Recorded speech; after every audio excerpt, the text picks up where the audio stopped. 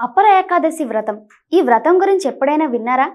ఈ వ్రతం గురించి ఓసారి ధర్మరాజు శ్రీకృష్ణుణ్ణి అడిగాడు. దానికి శ్రీకృష్ణుడు ధర్మరాజుతో ఇలా అన్నాడు: ధర్మరాజా, నీవు అడిగిన వివేకపూర్ణమైనటువంటి ప్రశ్న నిజానికి అది అందరికీ ఎంతో లాభదాయకమైనది. ఆ ఏకాదశి పేరేమిటి?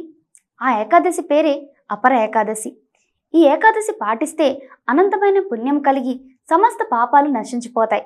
అవి ఏంటంటే బ్రాహ్మణ హత్య, గోహత్య, భ్రూణహత్య, పరనింద, అక్రమ సంబంధాలు, అసత్య పదం, తప్పుడు సాక్ష్యాలు ఇవ్వడం, గొప్పలు చెప్పుకోవడం, డబ్బు కొరకు వేదాలను పఠించడం లేదా బోధించడం. ఘోరమైన పాపాలైనా ఈ ఏకాదశి వ్రతపాలనతో నశించిపోతాయి. మోసగాడు, మిథ్యాజ్యోతిష్కుడు, దొంగ వైద్యుడు వంటివారు, తప్పుడు సాక్ష్యం ఇచ్చేవారు పాపాత్మలే అయినప్పటికీ ఇటువంటి పాపాలనే అపర ఏకాదశి వ్రతపాలనతో దూరమవుతాయి. తన ధర్మాన్ని త్యజించి యుద్ధరంగం నుండి పారిపోయిన క్షత్రియుడు నిశ్చయంగా పతనం చెంది నరకంలో పడతాడు. అటువంటి వ్యక్తి అయినా ఈ ఏకాదశిని పాటిస్తే స్వర్గాన్ని చేరుకుంటారు. గురువు నుండి జ్ఞానాన్ని పొందిన తర్వాత గురుదోషణను చేసే శిష్యుడు ఖచ్చితంగా పాపాన్ని మూటకట్టుకుంటాడు. అంతటి పాపి అయినా కూడా అపర ఏకాదశి పాలన ద్వారా పాప విముక్తుడై పరమగతిని పొందగలుగుతాడు. దీనివల్ల ఏమేం పుణ్య ఫలితాలు వస్తాయో తెలుసా?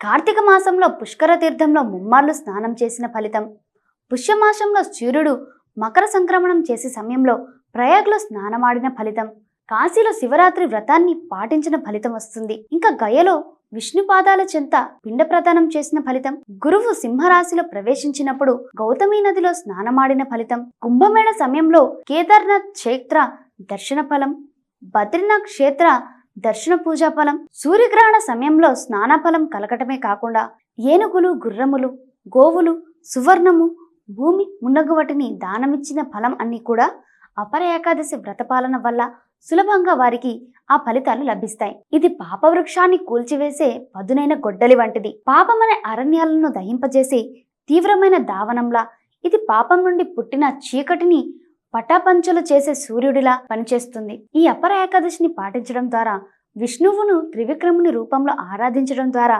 మనుషులు సర్వమంగళమైన విష్ణు పదాన్ని పొందుతారు. ఈ ఏకాదశి మహాత్మ్యాన్ని వినేవారు, చదివేవారు సర్వపాప విముక్తులవుతారు.